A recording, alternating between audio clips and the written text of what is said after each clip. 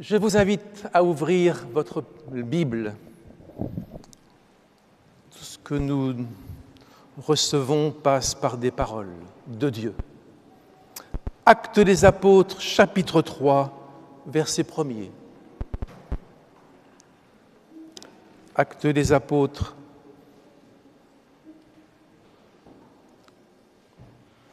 chapitre 3, verset 1er. Nous allons méditer, en pensant à vous, à moi, à chacun, sur l'histoire de cet homme infirme, relevé par la parole et la puissance du Seigneur. Je fais la lecture. 3, verset 1er. Pierre et Jean montaient ensemble au temple à l'heure de la prière. C'était la 9e heure, c'est-à-dire 3 heures de l'après-midi. Il y avait un homme boiteux de naissance qu'on portait et qu'on plaçait tous les jours à la porte du temple appelée la Belle, pour qu'il demande l'aumône à ceux qui entraient dans le temple. Cet homme, voyant Pierre et Jean qui allaient y entrer, leur demanda l'aumône. Pierre, de même que Jean, fixa les yeux sur lui et dit « Regarde-nous ». Et il les regardait attentivement, s'attendant à recevoir d'eux quelque chose. Alors Pierre lui dit « Je n'ai ni argent ni or, mais ce que j'ai, je te le donne. Au nom de Jésus-Christ de Nazareth, lève-toi et marche. » Et le prenant par la main droite, il le fit lever. Au même instant, ses pieds et ses chevilles devinrent fermes. D'un saut, il fut debout et il se mit à marcher. Il entra avec eux dans le temple, marchant, sautant et louant Dieu. Tout le monde le vit marchant et louant Dieu. Il reconnaissait que c'était celui qui était assis à la Belle, porte du temple, pour demander l'aumône. Il fut rempli d'étonnement et de surprise au sujet de ce qui lui était arrivé. Comme il ne quittait pas Pierre et Jean, tout le peuple, étonné, accourut vers eux, au portique de Salomon, etc. Amen. Tous les jours, on l'amène au temple, porté par des amis, pour qu'il puisse demander l'aumône. Il a 40 ans. Moi, je remercie pour ceux qui nous aident et qui sont fidèles. Pas facile d'aider un handicapé qu'il faut porter, c'est pas simple. 40 ans, ils l'ont fait. C'était sûrement des amis de longue date, des amis fidèles, mais ils ont accompli une œuvre pour le Seigneur. À travers ce déplacement, venir le chercher, le ramener, le chercher, le ramener.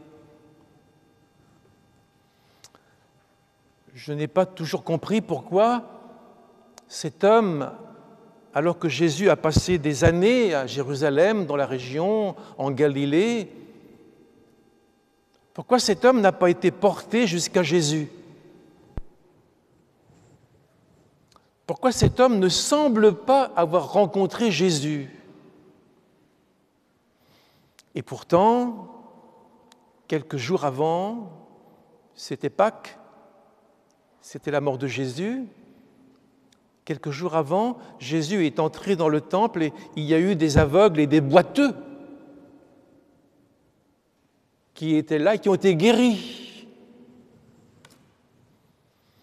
Alors, on ne comprend pas toujours, on manque peut-être des rendez-vous, on n'est pas attentif, on n'a pas compris, on n'a pas vu, on était absent du culte. Et ce jour-là, on n'a rien vu. Enfin, je remercie le Seigneur parce qu'il ne tient pas compte de nos temps d'absence, d'ignorance. Ce jour-là, l'aveugle, le boiteux, aurait pu être guéri peut-être depuis longtemps. toujours eu l'impression que le Seigneur laissait du travail pour ses apôtres. Et ces apôtres devaient continuer de prêcher, de guérir, de ressusciter. Nous devons continuer le travail du Seigneur. Alors cet homme, depuis 40 ans, comme il nous représente bien, cet homme boiteux de naissance, vous êtes, je suis, boiteux de naissance, à cause de ce qu'on appelle le péché originel, c'est-à-dire cette blessure, cette flétrissure que nous avons héritée de nos pères. Le Seigneur le dit, nous avons hérité de nos pères une vaine manière de vivre. On ne sait pas vivre.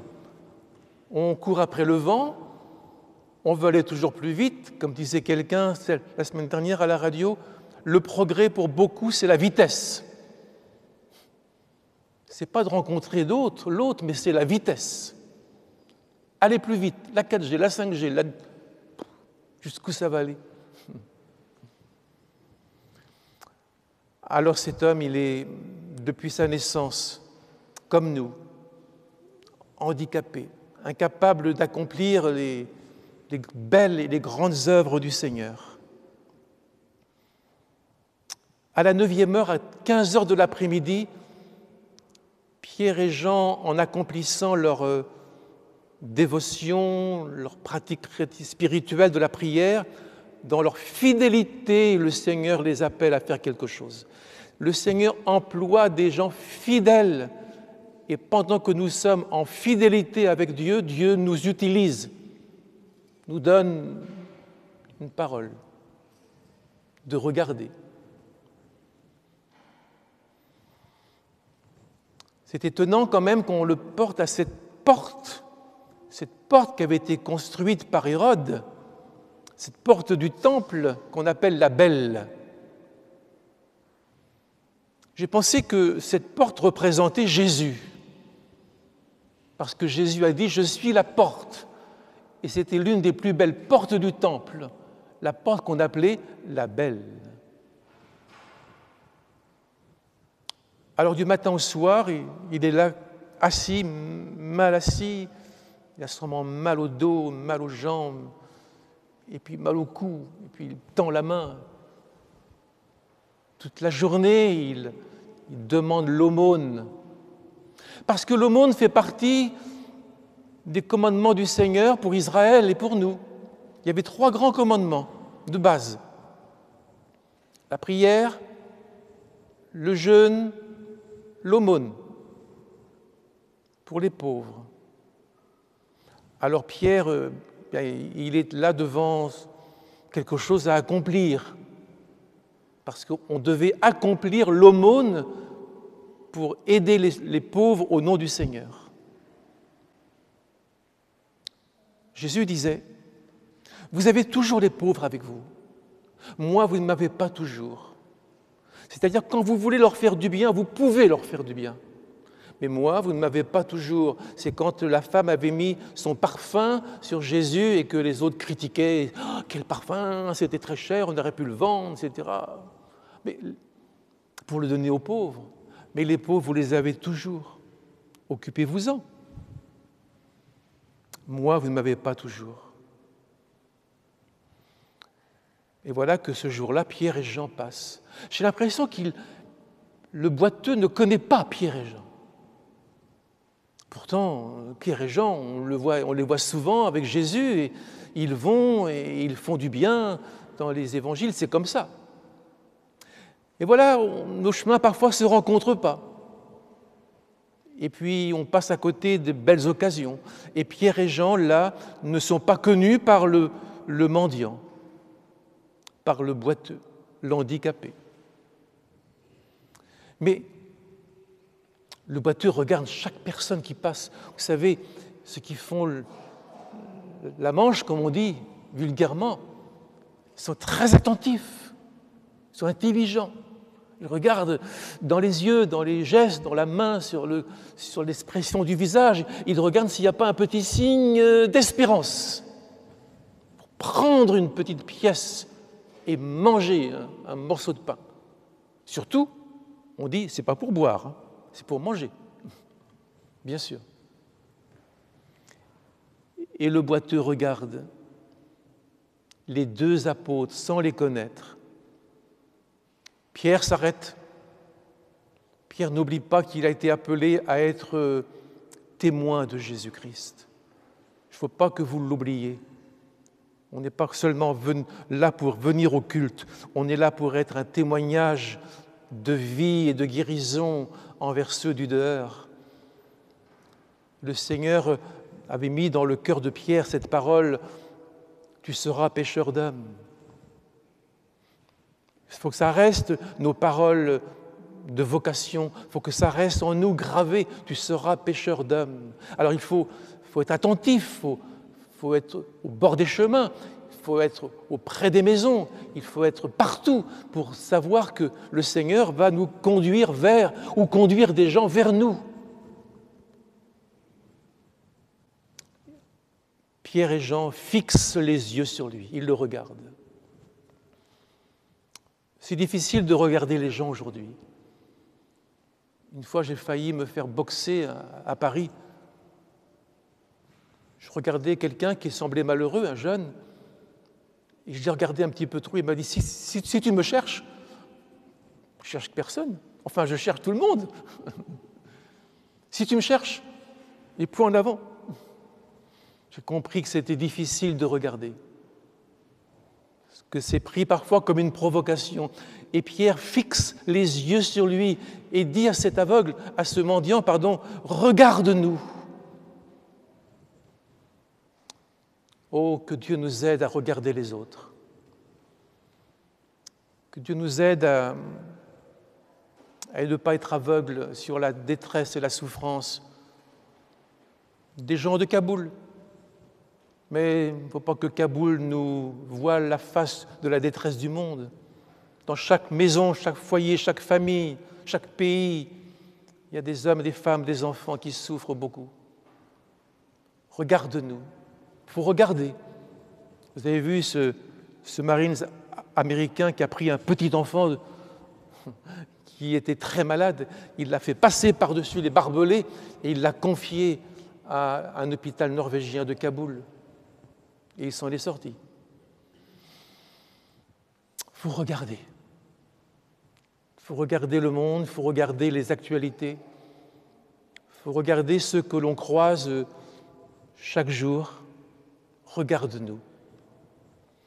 Et il les regardait attentivement, s'attendant à recevoir quelque chose, parce que c'était la loi, parce que c'était le commandement de Dieu pour les croyants d'Israël, l'aumône. Mais que ta main droite ne sache pas ce que fait ta gauche, tu dois donner. La main tendue est la main de Pierre tendue. Mais dans la main de Pierre, il n'y a rien. Il se moque de moi, celui-là. Je tends la main, il me tend la main, il n'y a rien dans sa main. On ne va pas se croiser comme ça, on ne va pas faire la vie comme ça. La vie, ce n'est pas des rencontres ratées et manquées à chaque fois. Rien dans la main de Pierre. Oh, il m'a eu. Pierre a une autre richesse, autre que l'argent. Et Pierre va lui dire, je n'ai ni argent ni or. Déception du boiteux, déception amère, parce qu'il ne cherche que la pièce. Je n'ai ni argent ni or, mais ce que j'ai, il a quelque chose que je ne connais pas. Il a peut-être un trésor qu'on n'est pas habitué de voir. Ce que j'ai, donc il n'est pas si pauvre que ça, il a quelque chose, ce Pierre. Je te le donne. Il nous le donne. Il ne nous le vend pas. Au nom de Jésus-Christ, de Nazareth, le Jésus qui a traversé les routes de la Galilée et de la Judée. Au nom de Jésus-Christ de Nazareth, lève-toi et marche. Jusqu'à maintenant, il n'y a rien qui bouge. Et il a pu se demander, il se moque de moi. Moi, je ne marche pas dans cette affaire-là.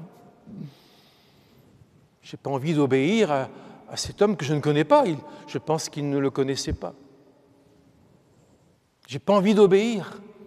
Au nom de Jésus-Christ, lève-toi et marche. Et Pierre va l'aider un tout petit peu. Il va le prendre par la main droite et il va le faire lever. Attention, il faut aller vite là. Toutes les caméras sont bien branchées.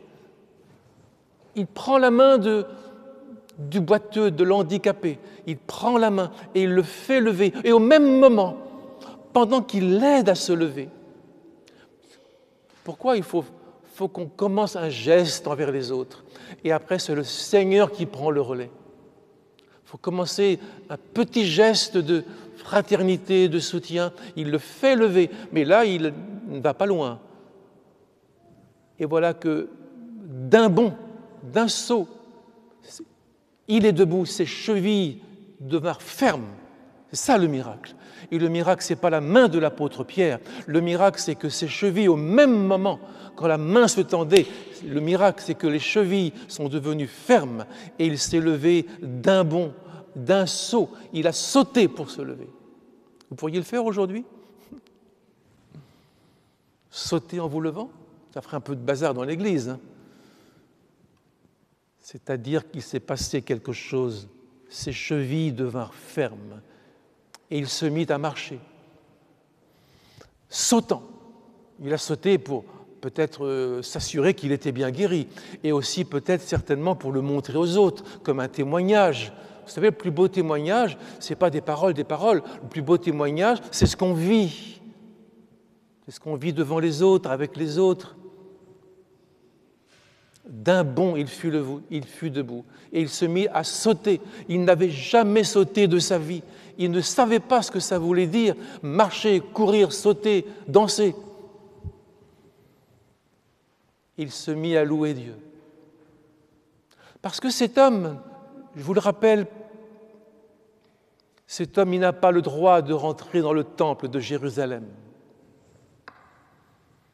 Parce que l'aveugle et le boiteux ne rentraient pas dans le temple de Jérusalem, pour bien montrer que ces gens n'étaient pas encore achevés, ils n'étaient pas encore finis dans leur corps, et qu'ils attendaient la venue du Christ. Donc ils n'entraient pas dans ce temple, ils attendaient le Seigneur. Cet homme n'était pas fini, achevé dans sa création. Et maintenant, il peut, parce qu'il est fini, il est achevé, il est complet, il peut marcher, sauter, courir et louer le Seigneur. Et tout le monde l'a vu, parce que tout le monde le connaissait. Certainement qu'on devait éviter cet homme. On évite parfois ceux qui font la manche. On évite de les regarder, on évite de leur parler. Et maintenant, ils le voient devant eux, ils le reconnaissent à peine. Et l'homme va entrer dans le temple. Ça va faire un peu de remue-ménage. En sautant, en louant Dieu. Qu'est-ce qu'il a dit? Louer, c'est féliciter. Seigneur, félicitations, tu as réussi ton travail. Tu m'as relevé, tu m'as guéri. Seigneur, je veux être à toi. Seigneur, tu es le sujet de ma louange. Tout ce que tu as fait est parfait. Ils sont entrés dans le temple et tout le monde est entré aussi. Tout le monde a suivi. Ils sont allés vers Pierre et vers Jean parce qu'ils ont vu qu'il s'est passé quelque chose là au nom de Jésus-Christ de Nazareth, cet homme qui avait été condamné par Pilate alors qu'on voulait le relâcher. Pilate même voulait le relâcher. Les enfants d'Israël l'ont condamné. Et maintenant, quoi? C'est lui qui a fait ce miracle. Mais on l'a mis en croix, on l'a enseveli, on l'a embaumé, on l'a mis dans un tombeau. Mais comment se fait-il que Jésus, qui a été mort, constaté mort, qui a été enterré, comment se fait-il que Jésus ait guéri cet homme? Nous sommes appelés à rendre témoignage. Témoignage par des paroles simples, mais aussi par des gestes. Par une vie transformée, une vie nouvelle, changée. Nous sommes appelés à ça. Cet homme, même s'il n'avait pas parlé, tout le monde se serait dit, mais il s'est passé quelque chose. Dieu a fait un miracle parmi nous. Il a peut-être regretté, mais pourquoi je ne suis pas venu plus tôt? Pourquoi je n'ai pas saisi la main du Seigneur ou des apôtres plus tôt? Nous avons un travail magnifique à accomplir à Rennes, dans nos familles où des gens sont boiteux, des gens vont mal, des gens ne connaissent pas la grâce de Dieu. Alors nous avons quelque chose à faire.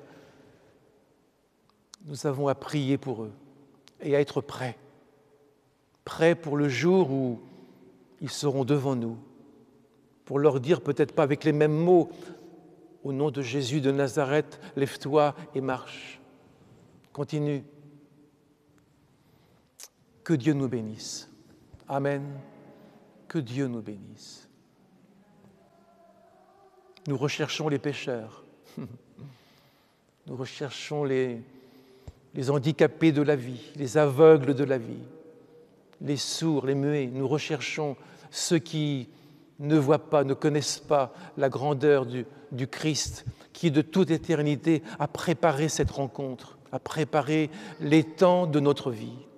Et il y a un temps dans la vie où le Seigneur paraît et parle et agit.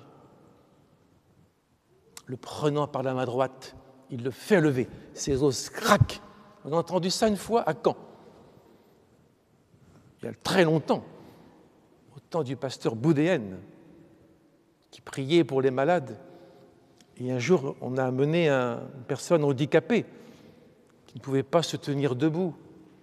Et voilà que pendant la prière, on a entendu clac, clac. Il était guéri. Ses pieds et ses chevilles devinrent fermes. Amen. Et il a marché.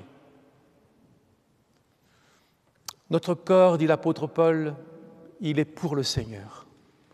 Il est pour servir le Seigneur. Et le Seigneur est pour le corps. Il nous accompagnera toute notre vie pour que notre corps le serve et le glorifie.